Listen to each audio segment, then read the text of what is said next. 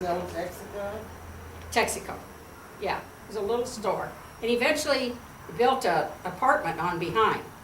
But anyway, he was driving truck at the time, and there weren't phones everywhere.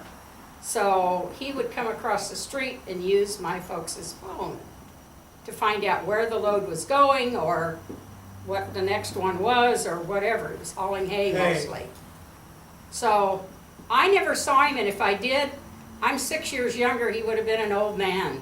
I wouldn't have paid any attention, nor would he have paid any attention to me. But anyway, he knew my folks fairly well.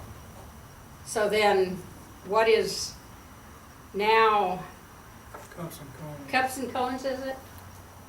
Down on Main Street. It was called a bake It sweet was shop. a bake sweet shop. They had a bakery in the back, and they sold baked goods, and then they had a fountain. And everybody the kids went there.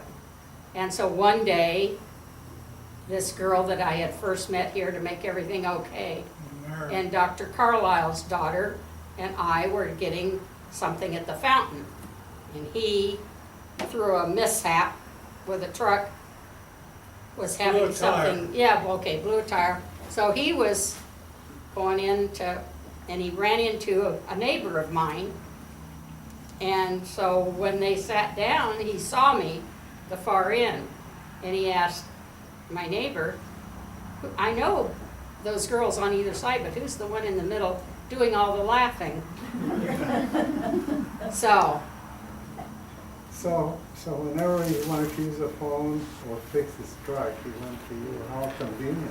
That was last That was, 49. yeah, it was, and I was only 15, so my parents would never, ever have let me go out except they knew him. Uh-huh. So, So one he thing was, led to another, and Trying to say, he was And now 20, we've been married this May 3rd, 62 years. yeah, I need to be applauded, yeah. So my admiration for Fritz has increased tremendously. He was pretty smart. Yeah, right. And we were, of course, married in the old church. And then you were talking about the school here. Andrew, the choir director, was small, 2, maybe 3, and his mother was finishing her degree. And so she would have him here, but she worked as a snack lady. She cut celery and carrots and whatever else they were giving the kids, and she got a little help with the tuition for him.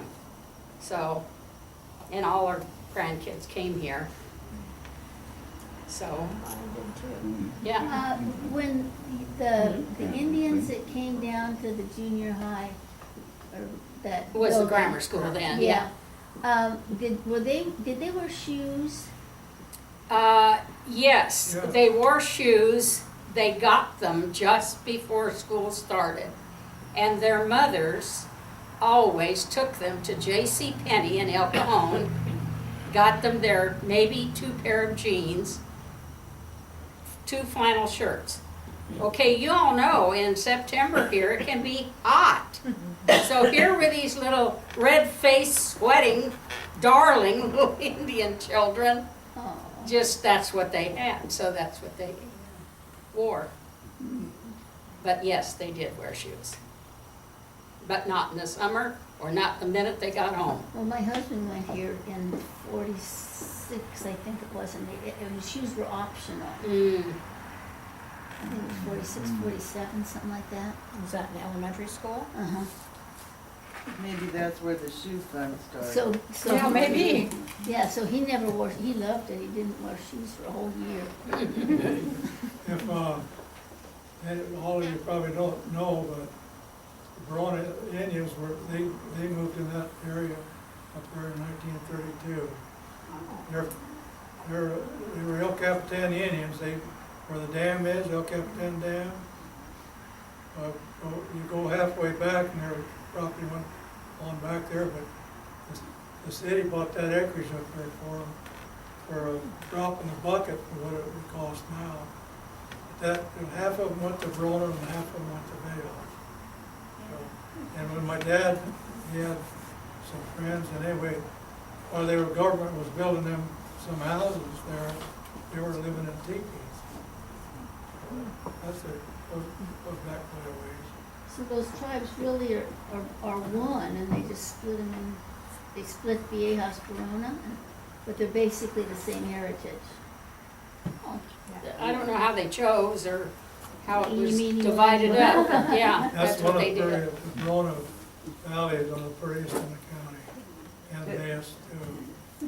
You know, I think it's interesting that there are still family members up in El Monte that have been, the family has been there for 100 years. That'd be Fritz, wouldn't it? Pretty close, and his sister's almost 90.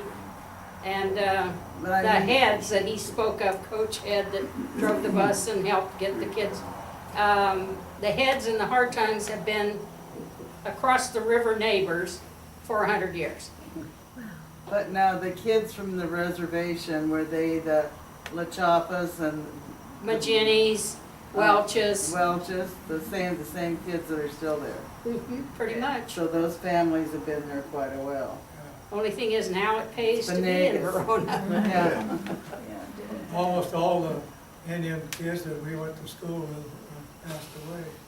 But their families are still. Yeah, because my kids played with La Right. Chapas, Venegas, and. Yeah, and our kids and grandkids went to school, with all of them. There was always a La Chapa Yeah, Yep. every year. always. And the Maginnies, Ernie Maginny is between he and I in age. They, oh gosh. Well, he worked for H.G. Fenton for years, drove truck. There were 5 of those Indian Yeah. boys worked for And they, a lot of them did that, you know, they worked just like anybody else. I'll tell you why, anyway, when I saw her and all, you know, I figured, boy, I'd like to marry that gal someday, you know, I'm falling in love already. So I figured, you know, I didn't want to keep driving truck, I wanted to be home at night after we married. So I had a chance to go to work for Artie Hazard. And I went to work for them in July of 1950. And this July will be 65 years. For Hazard? Uh, I was, the first 6 years I was on a dozer cat, and I was in August 12th of 50. They moved me up to what's called Claremont, and it was just a wide open mesa. There were still cows up there, deer, and it was just a little two-track road going up there from Marina. And anyway, there was a small little private airport down on the end down there. But I was on a hill for 6 years. And when they sent me there, Bergner Tavares were the builders. And the first job, I cut the cleared brush where they was going to have a cul-de-sac and build 7 model homes. And then you could just push the brush up in a pile and burn it, you know. Can't do that now. But then after 6 years, they wanted me to see if I would like going on motor grader. So I took them up on it, but I said, if I don't make it, I want my cat back. And I made it, so I turned out to 30 years on that. I was a finished blade operator. You know, a grader, well, we called them blades. Well, I was a finished operator where I made the grate for like this, where the concrete set on, or the blacktop. So it had to be right. If it wasn't right, you had to do it over. At a very early age, our kids learned to say, "Oh, Dad must have built this road, it's smooth." But all those years, never missed a paycheck. You know, a couple of them were pretty small during the rains, you know, and all, but I'd always make it up in overtime. Anybody have anything to ask? But 1948, when I got married and came to San Diego for my first time, Uh-huh. I was in Lakeside. I was in Lakeside and Pacific Beach, all over San Diego, and Caddo for a while. And then I ended up buying my property here at 69 and moved in 1972. I built my own house up here in Eucalyptus Hills. Didn't you used to sing at the Bostonia Ballroom? Huh? Didn't you used to sing at the Bostonia Ballroom? Oh, I remember, yeah. You sang there, Jenny, did you sing? There's a lot of places. I remember the post office down here on Los Coches Road, and there's a big hotel there where the post office is now. Did you sing there, Jenny? Huh? Did you sing? What? Did you sing? At the, Oh, did you sing? I sang at the Lakeside Hotel with the There we Western go. Band. Okay. Okay, there you go. You guys remember Smokey Rogers? Right. Oh, yeah. Yeah. He had an airplane at Gillespie when I was a kid. I was really impressed. He gave me a ride. Yeah, right. Have you been here your whole life? You know, I moved to Coelho Gardens in 1946. Lived in San Diego from 42 on. Well, you know, when you, like myself, living in one town all your life, you know, the people who used to have the businesses, you know, they're all gone. And, you know, a lot of the friends that came up with us are gone. But, you know, I used to come to Lakeside with my dad when I was little and walk down the sidewalk and, hey, Walt, who's that guy there tagging along with you, you know, hello, hello, hello, hello. That doesn't happen anymore. Or go to the grocery store and sit out there for half hour so while she's getting groceries. Never see anybody I know now. Big. Practically the only people I know now is the church people, Edna and Jean. And on that note, Jean's mother was his 6th grade teacher and my 7th grade teacher. Fun. And our first apartment we rented from Edna's dad and mom. We're all connected somehow. What'd you say? Yeah, Phil? Dorothy. Is Leo's pharmacy still there? Yeah, but it's not him. Oh, he's not. He sold out Yeah. recently. Well, I can remember when I we think first he's came out gone. to Lakeside, there were only 1, 2, 3 houses, no business, on either side of Winter Gardens, clear from where I live down to the, shack. It was a dirt road too. It was a dirt road. First it was Route 2. And then our next address was Cone Road. And now it's Winter Gardens. Dorothy, you had your I hand. was with Jean and Barbara Prime one day having lunch on, wherever the street is. Woodside. And they were telling me where the grocery store and the That was the point. general merchandise store and so on. Could you tell about that, Jean? That was Fritz? General merchandise on Main store. Street. The 10-cent store. Yeah, and then there was Lakeside Department Store. Really? Yeah, We used to have a lot more. people by the name of Huffman had it. today. And her daughter, she lives in a convalescent place on, Amishaw. I don't know, alcohol. We were a self-contained little spot here. It was just, just Main Street, houses on a block either way, and that was the main part. And then the rest of the community, like where we live, was a couple miles from town. We walked under the shade trees in the river, because the river did run. It's just that they pumped water out of it for so many years that we don't think of it as even being a river anymore. And with the dams above it, probably never will be. But Do you remember the post office in Lakeside? The Is what? it the post office, is it where the funeral home is? Used to be on what, the vacant corner down What was the funeral home originally? A home, Carlisle, Dr. the Carlisle. local doctor. Dr. Carlisle. Yeah, Oh, okay.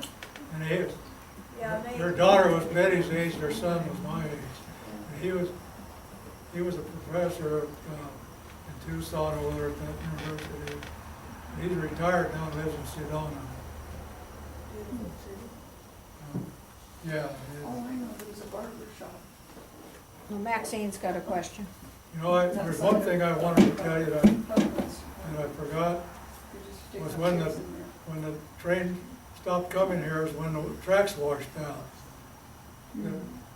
We were, it was in the daytime, we were at grammar school, and somebody said, hey, the train has stopped out there. So we all run back out to sea. Of course, we didn't cross the road, but we could see the dam was spilling then, that was in 41 there. And that washed it out, tracks, so of course that train had to back forever to get turned around, but that's the last time it came here. My husband used to tell about going to, he and Charlie Kennedy would go fishing in that little lake up by Grossmont High School. And they'd get fish, and then they'd get on the train to come home. And he said, they never had any money for that, so they just paid the man in fish. Yeah. Well, Fritz's mother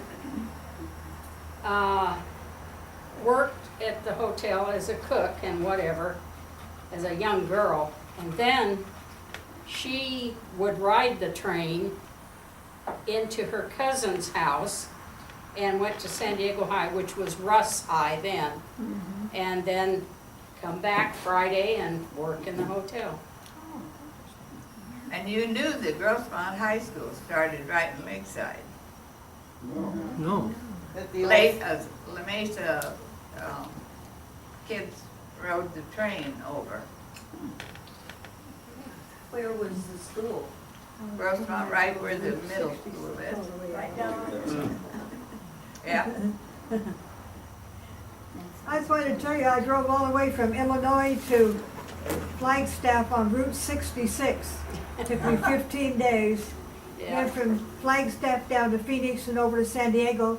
And my husband was stationed on the Midway to Tarawa, Nabaroko. He was in the Navy. He was the chief signalman on the aircraft carriers. And that's the guy I married who was a family friend back in Illinois. And I came out here with him. And it took me 15 days to drive it, but I made it.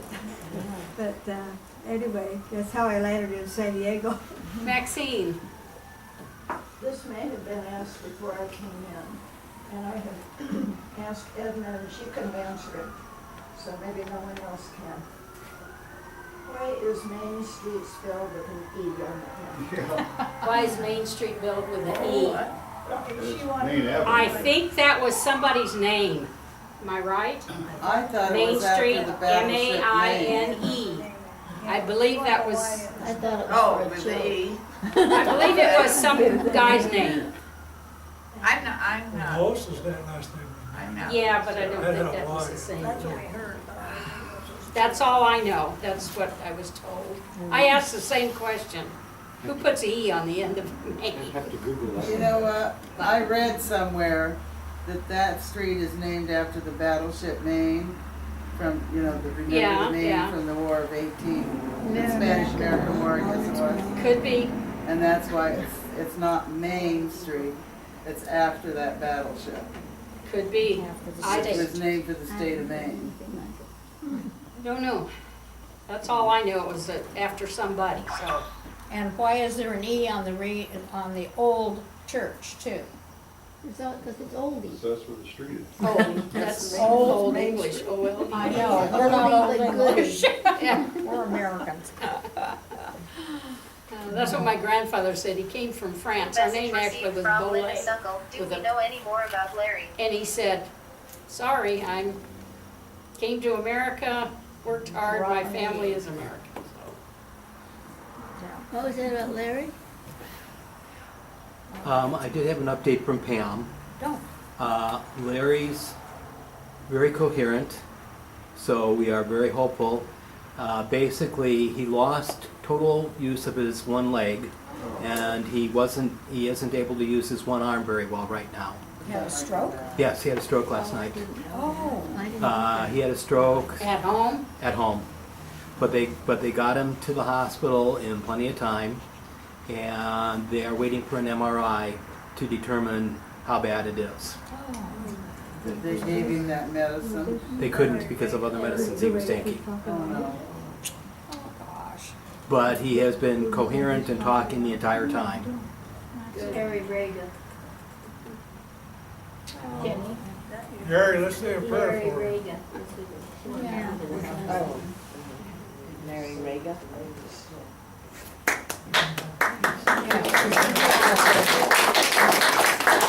I'm so glad you decided. Thank you very much. Can we have another round of applause for Definitely. staff four? Thank all of you for listening. I think we should have an encore performance in a couple of months.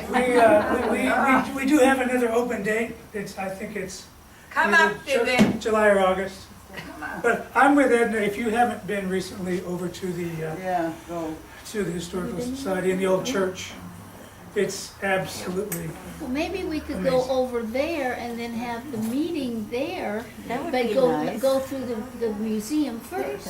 we can do that. Or We did that once already. And, We'll do it again. I missed. you know, they do so many neat things. There's lots of opportunities to volunteer over there too. Not that we don't have them here too, but I'm helping in June.